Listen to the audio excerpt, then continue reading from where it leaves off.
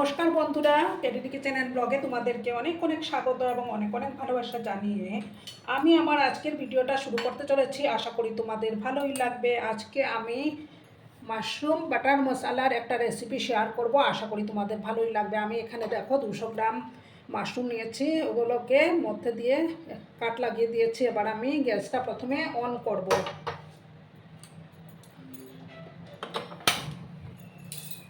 On করে একটা pan আমি বসিয়ে দেব। প্যানটাকে প্রথমে কিন্তু ভালো করে গরম করে নিতে হবে।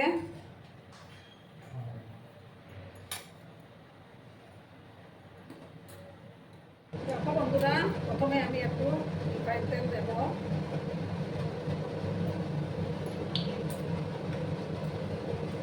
তারপর আমি এর মধ্যে বাটার দিয়ে দেবো।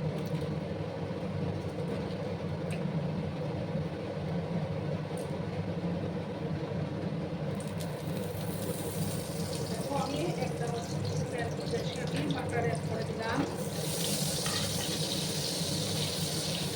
প্রথমে ভালো করে আমি এটাকে মেল্ট করে নেব। গ্যাসের আঁচটা কিন্তু আমার কমানো আছে।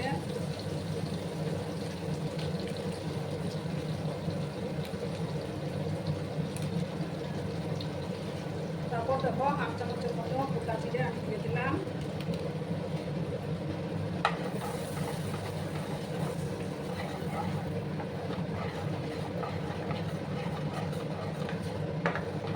আমি এটা পুরা রেস্টুরেন্ট স্টাইলে বানাবো। এবার আমি দেখো এটার মধ্যে 3টা পেঁয়াজ কুচো দিয়ে দিলাম।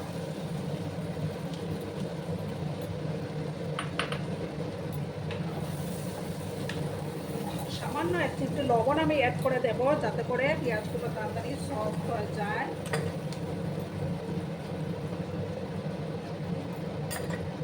একটু লাল লাল করে আমি পেঁয়াজগুলোকে প্রথমে ভেজে নিচ্ছি।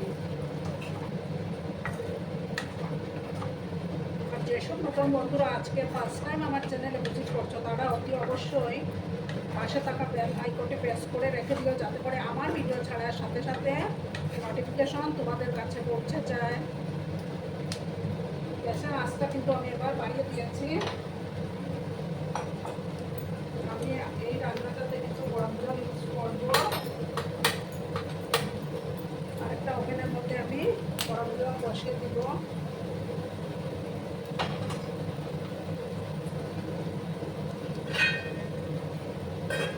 পেঁয়াজগুলো কিন্তু লাল লাল করে ভেজে নিতে হবে।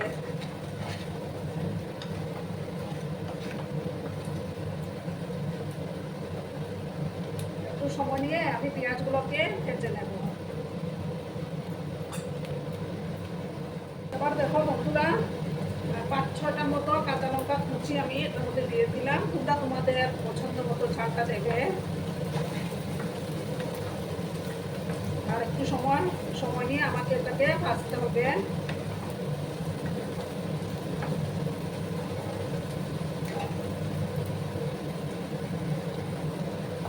এটা কিন্তু দুর্দান্ত হয় বন্ধুরা।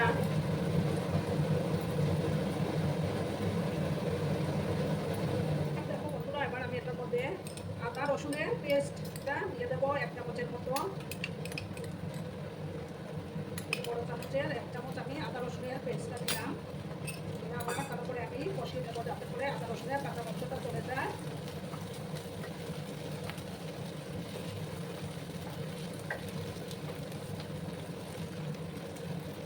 সময় নিয়ে কিন্তু কষিয়ে নিতে হবে।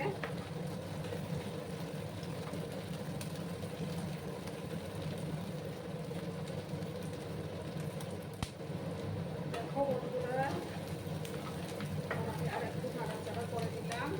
এবার আমি দুটো টমেটো পেস্ট করে রেখেছিলাম, সেই টমেটো পেস্টটা দিয়ে দিলাম। দিয়ে আবার ভালো করে আমি কষিয়ে নেব।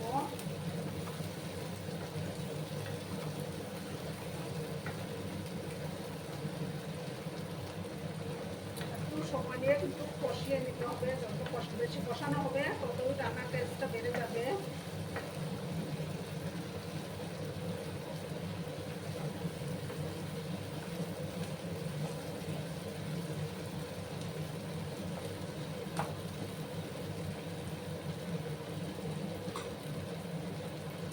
সময় নিয়ে আমি এটাকে কষিয়ে নেব।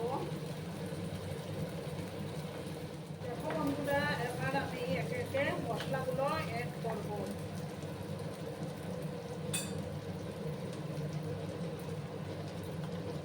এক চামচ আমি হাফ চামচ ধনে গুঁড়ো দেব,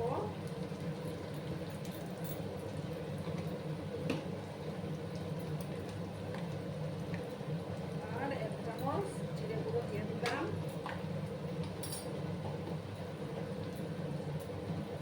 পরিমাণ মতো হলুদের গুঁড়োটাও আমি অ্যাড করে দিচ্ছি।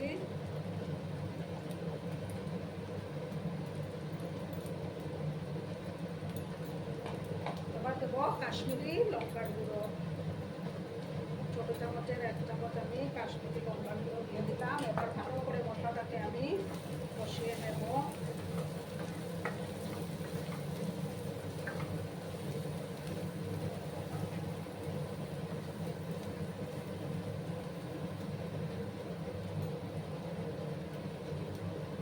আর সামান্য একটু গোলমরিচের গুঁড়ো আমি অ্যাড করে দিচ্ছি, হাফ চামচ থেকে কম।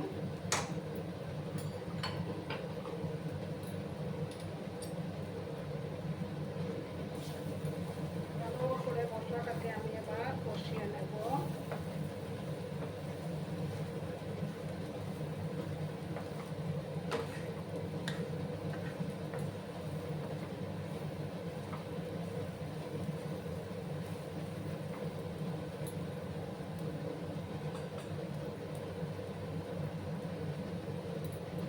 এবার আমি এটার মধ্যে কিছুটা কসুরি মেথি দিয়ে দেব।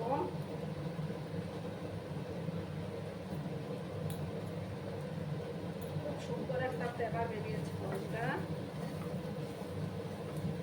যখন মশলাটার থেকে তেল ছাড়তে শুরু করবে তখন আমি জল দেব।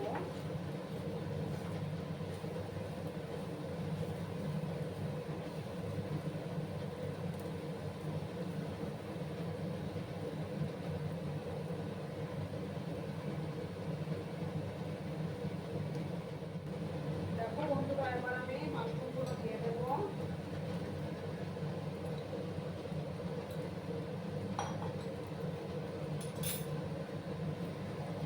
দিয়ে ভালো করে আমি এটা মিক্স করে নিচ্ছি।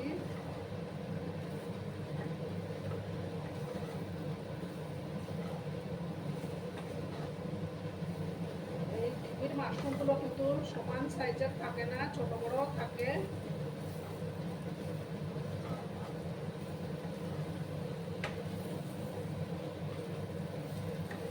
দেখো বন্ধুরা, এবার আমি এটার মধ্যে গরম জল দেব।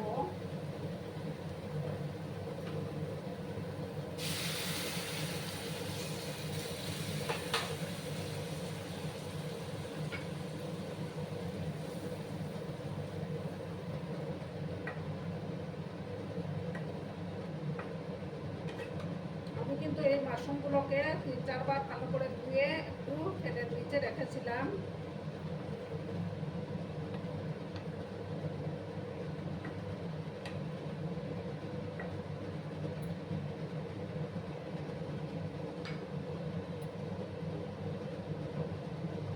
আর একটু জল দিয়ে দিলাম।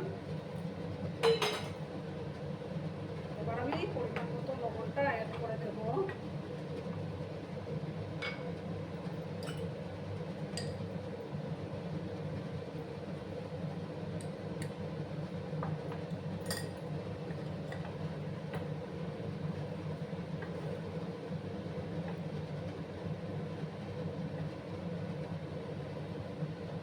এবার আমি এটাকে ঢাকা চাপা দিয়ে 8 মিনিটের মতো রাখবো।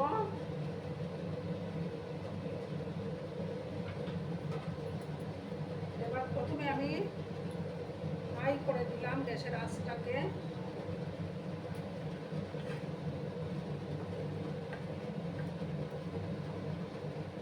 এবার আমি লো করে দিয়ে 8 মিনিটের মতো এটাকে রান্না করে নেব। এবার আমি ঢাকা চাপা দিয়ে রাখলাম। তারপর আমি ফিরে আসছি বন্ধুরা। দেখো বন্ধুরা, এবার আমি ঢাকাটা একটু সরালাম। আমি 10-12টার মতো কাজু পেস্ট করে রেখেছিলাম, সেটা আবার এটার মধ্যে দিয়ে দেব।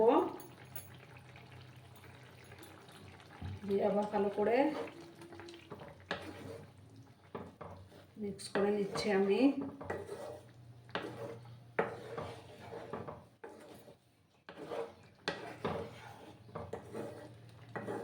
এটা প্রথমে দিতে না একটু ভুলে গেছি বন্ধুরা।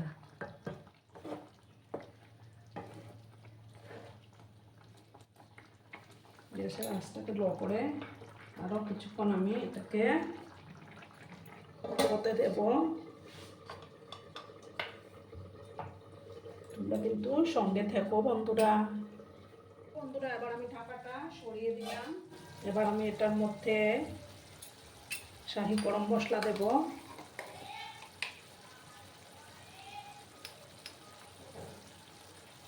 দেখো কিছুটা শাহি গরম মশলা আমি দিলাম। ভালো করে এবার আমি মিক্স করব। এই রেসিপি কিন্তু একটু সেমি গ্রেভি টাইপের হবে। ভাত, রুটি, লুচি, পরোটা সব কিছুর সাথেই ভালো যায়। এবার আমি উপর থেকে কিছুটা ধনেপাতা কুচি ছড়িয়ে দিলাম।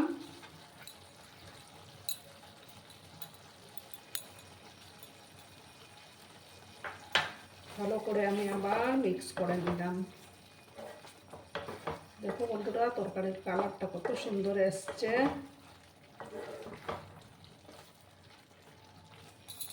এবার আমি গ্যাসটা অফ করে দেব। অফ করে 2 মিনিট আমি স্ট্যান্ডিং টাইমে রাখবো। তারপর আমি একটা ডিশের মধ্যে সার্ভ করে দিচ্ছি। দেখো বন্ধুরা আমি একটা ডিশের মধ্যে সার্ভ করে দিয়েছি। কেমন হয়েছে অবশ্যই কমেন্ট করে বলবে কিন্তু তোমরা। তোমাদের এই সুন্দর সুন্দর কমেন্টগুলো পড়তে আমার কিন্তু দারুণ লাগে। আর এতক্ষণ ধরে আমার ভিডিওটার সাথেও পাশে থেকে আমাকে এতটা ভালোবাসা দেওয়ার জন্য তোমাদেরকে আবারও জানাই অনেক অনেক ভালোবাসা এবং অনেক অনেক ধন্যবাদ। ততক্ষণে তোমরা সবাই খুব ভালো থেকো, সুস্থ থেকো, আনন্দে থেকো। আর আমার ভিডিওটার কোনো অংশে যদি তোমাদের একটু ভালো লাগে তাহলে অবশ্যই তোমাদের পরিবার পরিজনদের মাঝে শেয়ার করে দেওয়ার অনুরোধ রইল। ততক্ষণে খুব ভালো থেকো। ধন্যবাদ।